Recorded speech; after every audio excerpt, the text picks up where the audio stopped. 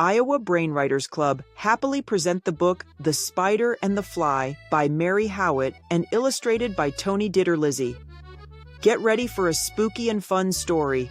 Join us as we read The Spider and the Fly, a tale about a clever spider and a curious little fly.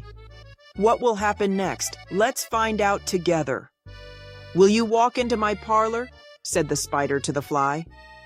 "Tea is the prettiest of parlor that ever you did spy. The way into my parlor is up a winding stair, and I have many curious things to show you when you are there." "Oh, no, no," said the little fly. "To ask me is in vain, for who goes up your winding stair can ne'er come down again." "I'm sure you must be weary, dear, with soaring up so high. Will you rest upon my little bed?" said the spider to the fly.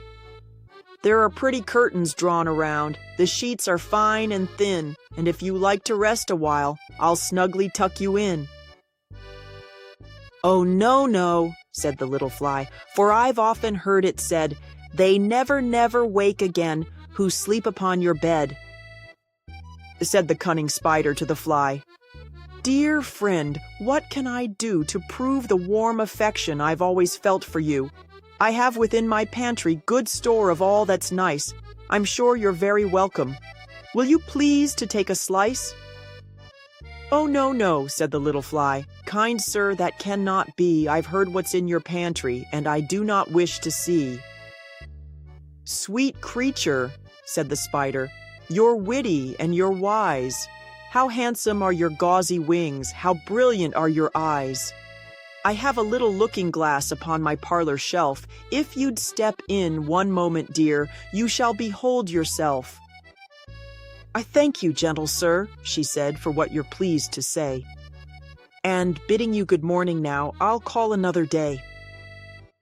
The spider turned him round about and went into his den, for well he knew the silly fly would soon come back again. So he wove a subtle web in a little corner sly, and set his table ready to dine upon the fly. Then he came out to his door again and merrily did sing, "Come hither, hither, pretty fly, with a pearl and silver wing. Your robes are green and purple.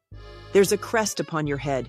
Your eyes are like the diamond bright, but mine are dull as lead." Alas, alas, how very soon this silly little fly, hearing his wily, flattering words, came slowly flitting by.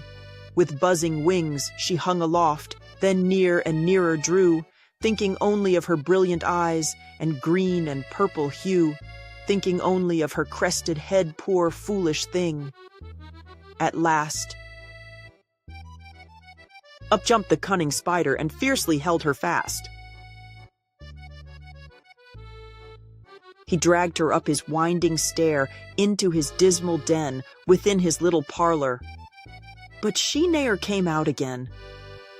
And now, dear little children, who may this story read, to idle, silly, flattering words I pray you ne'er give heed. Unto an evil counselor, close heart and ear and eye, and take a lesson from this tale of the spider and the fly. Thank you for joining the Iowa Brain Learning Center. If you enjoyed reading with us, be sure to subscribe and stay tuned for more exciting stories. See you next time.